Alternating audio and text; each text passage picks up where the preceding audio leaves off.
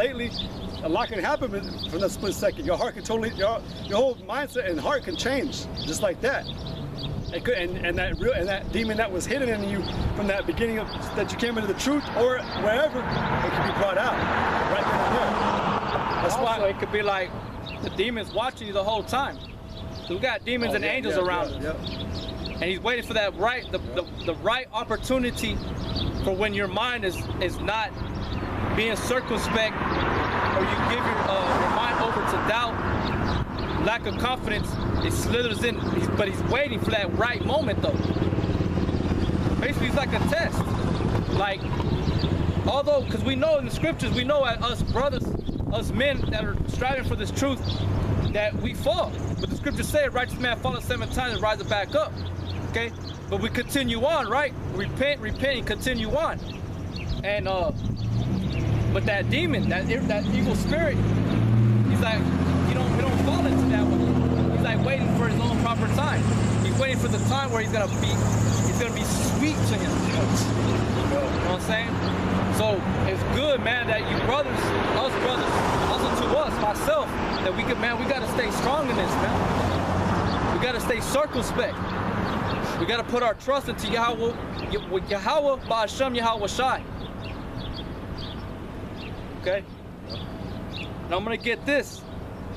This is Psalms 37:7. Rest in the Lord and wait patiently for him. Fret not thyself because of him who prospereth in his way, because of the man who bringeth,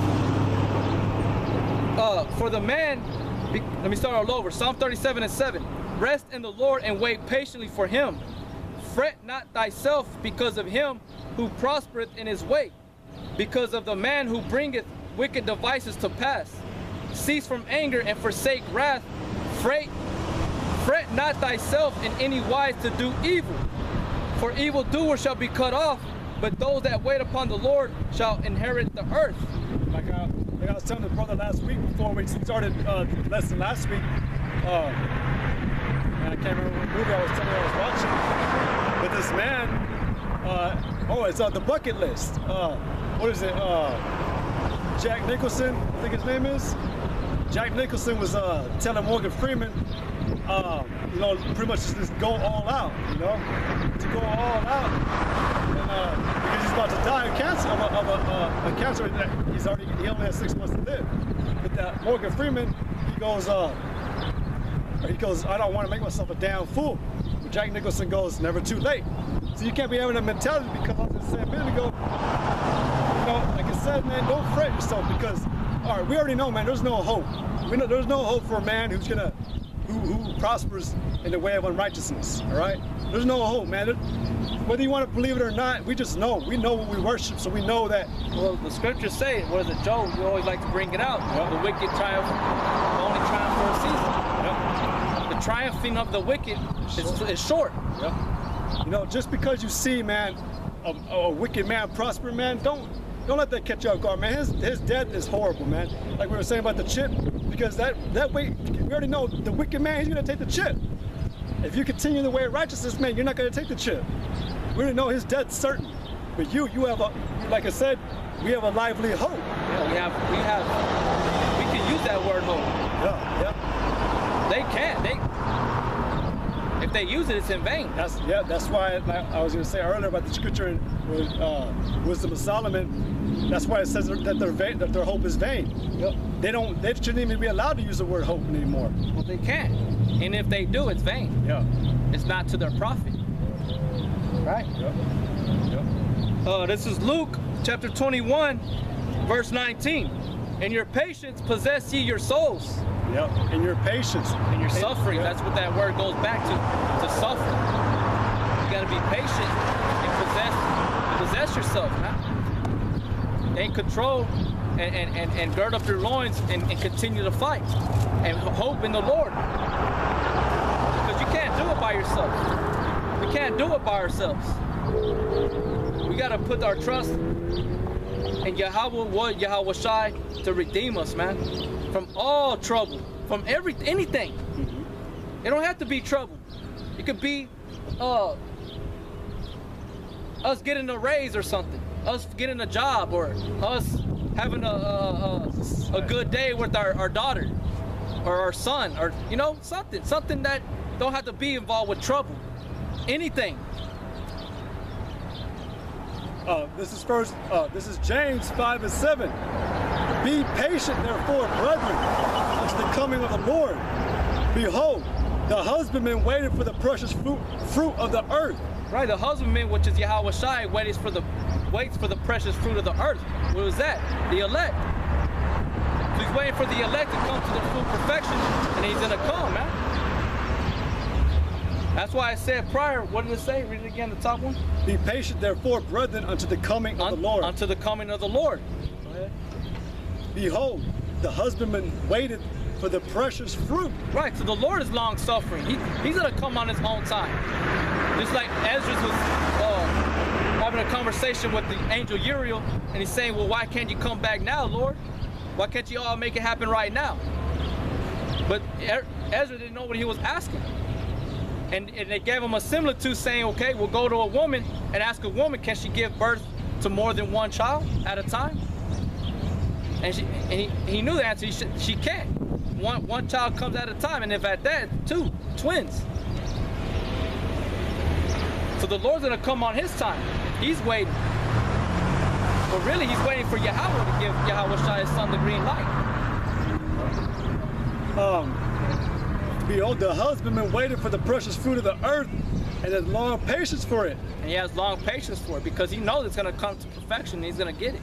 He's gonna receive his sons, his co-heirs, the co-heirs that are gonna inherit the same that as Yahweh Shai is gonna inherit. Yahweh Shai is just waiting for the enemy to be made a footstool. They haven't yet.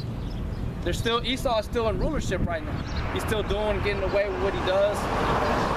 Right? So Yahweh Shai is waiting just like we're waiting. And he had long patience for it until he received the early and latter rain. Be ye also patient, establish your hearts, for the coming of the Lord draweth nigh. Grudge not one against another, brethren, lest you be condemned. Behold, the judge standeth before the door. Take my brethren the prophets who have spoken in the name of the Lord for an example of suffering affliction and of patience.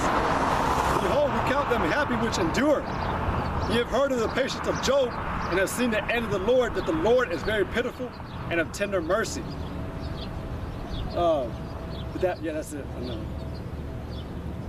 But yeah, you know, it's all about patience. All right, because right now, the whole thing with Ezra's, it could have been like, say the Most High did come back just because Ezra's wanted it to. But the elect wouldn't have, or if there was an elect at that time, it would have been like they weren't ready.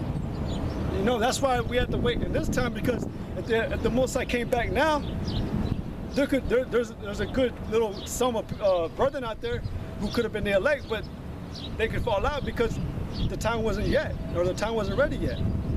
And that's why, all in all, it's all according to when the Most High wants to do it. This is Revelation 7:3, saying, heard not the earth, neither the sea, nor the trees, till we have sealed the servants of our God in their foreheads. There you go. It's all about perfecting the time, season. Yep. It's all about the times and season and perfecting the, like that precious fruit. Waiting for that precious fruit to come to its perfection. Like you see it all the time, like an example, like with a flower. And at first it's all stumpy, right? But you give it its proper water, its nutrients that it needs, and it goes up to its beautiful beautiful image. A big old petal flower. The same way with the elect. We're those flowers. We got flowers from men. We're that branch or that tree that's right next to a flowing river of water. All right, it's all about patience.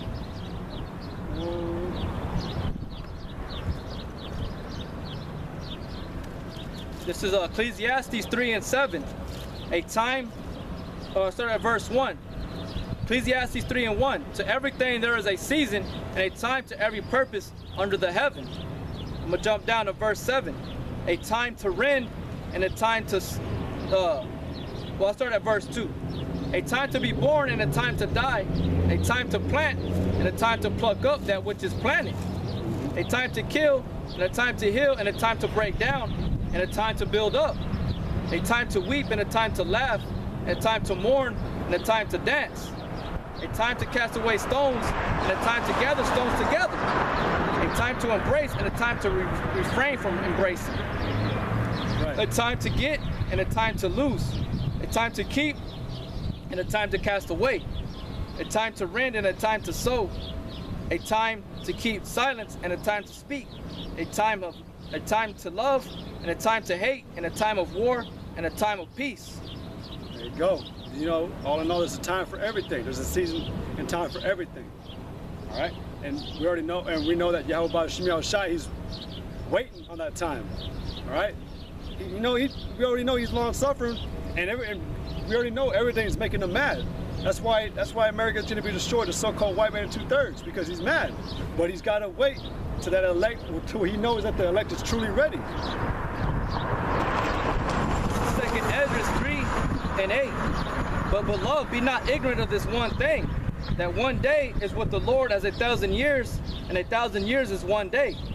The Lord is not slack concerning his promise, as some men count slackness, but is long suffering to usward, not willing that any should perish, but that